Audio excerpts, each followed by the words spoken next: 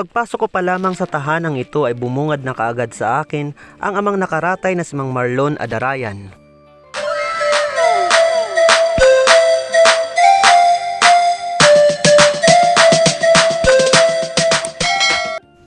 Welcome back to my channel, and for today's video, nandito po tayo ngayon sa isang bahay dito sa bayan ng Lauang, sa barangay Gilawang, Ilawang, Northern Samar, sa bahay po ng isang pamilya po na kung saan po ang ama po, ang padre de pamilya po ng tahanang ito ay kasalukuyan po nakaratay dahil po sa iniindang karamdaman. Napukaw ang aking atensyon sa paghingi ng tulong ng isa nating follower na puntahan umano ang isang padre de pamilya na nais humingi ng tulong sa ating mga kababayan. Ang amang nakaratay na ito ay si Mang Marlon Adarayan na kasalukuyang nakatira dito sa barangay Gilawangi, Lauang, Northern Samar at dumaranas ng matinding sakit. Ano ba ni masuulan mo? Sakit ba talaga? Hindi nakahihit. Di ka... Naling ko na niya. Nakaling ko sin maiha. Maiha na yun yung sakit? Maiha na. Sige balik-balik na mo sa kuwan. Sa Katarman, Tacloban, mga hospital. Sa pagdating namin sa tahanan ni Mang Marlon, agad ko siyang kinausap sa kanyang kalagayan. Mahina ang boses, pautal-utal kong magsalita. Batid kong pinipilit niyang palakasin ang kanyang sarili upang makapagsalita at makahingi ng tulong sa lahat ng ating mga kababayan. Bagkus na panghinaan ng loob, nakikita ko ang isang matatag na ama. Nakikita ko ang kislap ng kanyang mga mata na tila bagang nakakita ng pag-asa sa ating pagdating sa kanilang munting tahanan. Sa aming pag-uusap, nakita ko at batid ko ang kanyang kalagayan, maging ang kanyang pag-ihi ay pahirapan. Kung kaya minabuti kong ang kanyang butihing asawa na lamang ang kausapin dahil mahirap na rin para sa kanya ang magsalita, bunsod na rin siguro ng kanyang kalagayan. So ayan, nandito po yung may bahay ni Tatay Marlon Adarayan. Marlon ano? Nay, anong pangalan po ninyo, Nay? Janet. Pure Lawanganon po kayo? Lawanganon. So, ayan. Nandito po sila nakatira sa barangay Gilawangi. Dito po sa isang maliit na bahay. Gawa po sa mga light materials. Ayan po. Pawid lang po yung kanilang yung bubong, tapos ganun din po yung kanilang mga dingding. Gawa lang po sa mga light materials. Yung iba nga po parang medyo may sera na Nay. Tapos yung bubong may turo na ayan, may mga konting butas na. So tingnan natin pakita lang natin yung kanilang Nay, pakulaw tala ha. Maliit lang po yung kanilang bahay. Andito po yung kanilang kusina. Ayan po. Tapos paglabas po dito sa kusina, ito na mismo yung kanilang nagiging sala at the same time yung kanilang higaan. So Nay, pero nang katuig nga mag-asawa ni Tatay? 2002. Pero na niyo anak? Upat. An iyo suwag pero nan edad? 17. Ano yung bunso? 3 years old. Ini. Ayan. Sa iyo pagbungyod Nay, inya kanya gin binati, maaram ka na sa kanya gin binati.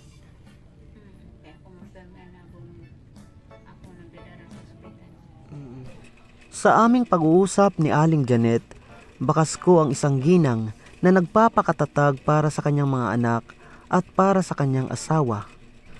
Manakanaka ay nawawalan siya ng salitang sasabihin, dala siguro ng labis na pamumroblema. Ayon kay Aling Janet, matagal nang iniinda ni Mang Marlon ang kanyang karamdaman. Ngunit dala ng kahirapan at kakarampot na kinikita ni Mang Marlon sa pagkakargador sa pier ng Lauang, ay hindi nila makuhang magpatingin sa espesyalista. Bagkus, kapag dumaraing ito ng sakit, sila ay dumudulog sa Gibitan Memorial Hospital, ang pampublikong hospital ng bayan ng Lauang. Ayon sa kanya, labis siyang nangangamba sa kasalukuyang kalagayan ng mister dahil may nanana umano sa ari nito at may kasama ng dugo kapag umiihi ito. Pahirapan din sa mister ang pagbangon dahil pakiramdam niya tila may sasabog sa kaniyang katawan. Asan siya po siya na-confine? Referral kami te patakili ti pakatarman. So na-confine muna kayo dyan sa Jibitan uli. Waray na dali lang. Ay, kami doon. diretso na Tapos kaagad. Referral ti pakatarman. Oh. Tapos anong nangyari na Kay ito, waray na sira doon kumaya. In referral ti kami ti patakluban. Tacloban. So sa Tacloban na ginrefer sa iyong nga kuan nga ospital pampubliko ta. Mm. So ayun sa Tacloban. So ano nangyari man ito bakit na uwi si tatay dito kung ginrefer mo sa Tacloban? Kay ito, kakuan sa kanya, kabutang sa pigtil. Ano nay? Pigtil. Ano ito siya? Lain sini, may pasini sa'yo nga gibutang. Ah, Tapos ito, pagkuan, ito, pigarani ng temperature din. Pauli kami sa kaya doktor. Kay ito nga, kuanda una, uli lang una kam kay, ang bago sa kanya doktor nga nagbutang sa pigtil, nga nagpositive ang kanya doktor nga mag-opera. Tapos ito, umuli kami nga di, bago mabalik kami sa October 3. Ikan, schedule daw itong pag-opera. Di, ang bago ko manduk na, no, didila itong sa sulod sa ospital, ta Santa Cloban, pamanya, oo. Yan itong, pagbalik na namo sa October 4, gin pa kuan siya, gin pa x-ray. Di, an x-ray, ang kakarawat na mo sa result. Panibago na, di ba, pabasa sa doktor. Di kan, ito, ang suwad kanya, pakatuwa ko no sa simple. Kay diri ko no itong dinig kaya na mo kay wala ko no mag-upuan sa kayo pag-opera. Wala daw doon mga gamit. diri kaya san pampublikong hospital sa Tacloban. Oo. Ngayon, ang problema ninyo, malaki yung kakailangan ng sinabi ba sa inyo ng doktor kung magkano? Waray pa. Kay ito, niyang kami pa katuwa niya yung katapusan.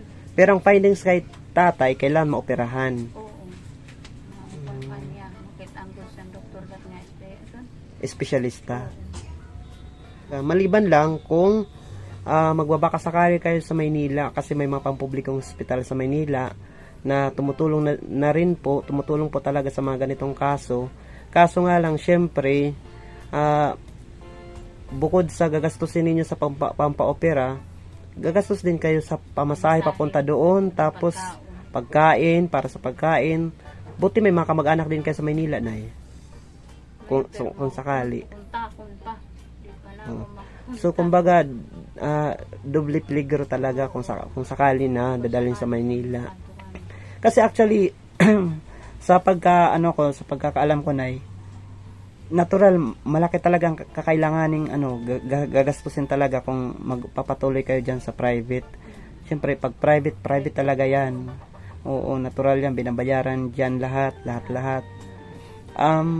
Ngayon kung sa Maynila kayo, talagang mapapagaan, mapapadali at marami po ang posibleng mga ahensyang makatulong sa inyo. Pero gaya nga ng sinabi ko, parang ganun din kasi sa kung tutuusin, ganun din yung magiging gastos ninyo kasi kailangan ng pamasahe, kailangan ng budget sa pagkain, tapos sa titirahan ninyo. Lumapit na ba kayo sa mga ahensya ng pamahalaan? Dumuok na ba kam sa mga ahensya sa gobyerno? Online ako na doon pa na DSWD. DSWD dito sa bayan. Oo, din sila. So, municipal DSWD office nakam. Naman na yan, anong tulong po ang binigay sa inyo? Ito, financial 10,000. Nagbigay po sila ng 10,000. So, ano pong pinagamitan nyo na sa 10,000? Ito, pagbalik na namo, Tacloban. Noong October 4, Oo. yun na yung pinagamitan ninyo. Pinagamit namin. So, bali, doon sa, pagbalik ninyo, sa mga pangangailangan, sa gamot, sa pamasahe, naubos lahat po na. So, yun po yung inaalala ninyo kung paano maoperahan si tatay. Nag-try na ba kayo na sa provincial? Sa governor's office, pagkakaalala ko, nagbibigay din po sila ng tulong. Kahit po sa congressman, sa opisina po ng congressman natin, nagbibigay din po sila ng tulong. Payo lang po, Nay, ha? So, sari po, Nay, ha? Ngato sa office of the congressman, tapos punta din po kayo sa office of the governors. Nanay, kumusta man si tatay bilang padre de pamilya? siya. Okay siya kuan. Tatay mo naman po sa kong pamilya. Responsable si tatay. Trabaho la talaga ang kanya. Trabaho balay ang kanya ginhimo talaga. Ngayon nay, gaano kahirap sa inyo na ganyan sa tatay yung kalagayan? Yan, ginatatagan na sa kanya kuan, kabugtuan. So may nag-aalalay naman sa inyo kahit papaano pagkain. Tapos jadi mga bata. Extra. Nakakatulong na din si kuya, anak ninyo. Mahirap talaga na pag ganyan na may sakit. Kumbaga, di ba may kasabihan sa waray, bisa na lang magkinori basta wala la masakit. So, ayan, nandito yung mga findings, mga papers ng medical papers po ng ating pasyente, si Tatay Marlon Adarayan, at ang kanyang sakit ay obstructive uropathy from urethral stricture, pigtail, basta ang hirap, grabe, basta yun po, kumbaga di ako nakakabasa gud sa eksakto. Nay, ano pong mensahe po ninyo para po sa ating mga kababayan na makakapanood ng videong ito, Nay? Nangarap sa kaloob sa mga tao na mabuligan ng asawa sa financial para sa pag-operasyon. Yan pala, nagpapasalamat ang mga mabuli sa ako asawa. Ayan, para po doon sa ating mga kababayan na nakakaluwag-luwag naman po sa buhay, sana naman po ay dinggin ninyo ang paghingi po ng tulong at awa ng pamilyang ito, na sana po ay matulungan sila na mabigyan sila ng tulong pinansyal pampaopera po kay Tatay Marlon. Ayan, guys, tulong po tayo dahil mahirap po talaga yung magkasakit, lalo na po sa isang padre de pamilya na siya pong pinagkukunan ng lakas ng pamilya at siya pong inaasahan ng pamilya sa kanilang pang-araw-araw na pangailangan. So sa mga tutulong, ngayon pa lang po nagpapasalamat na po ako sa inyo. Kabilang na po ang buong pamilya nila, Nanay at Tatay Marlon.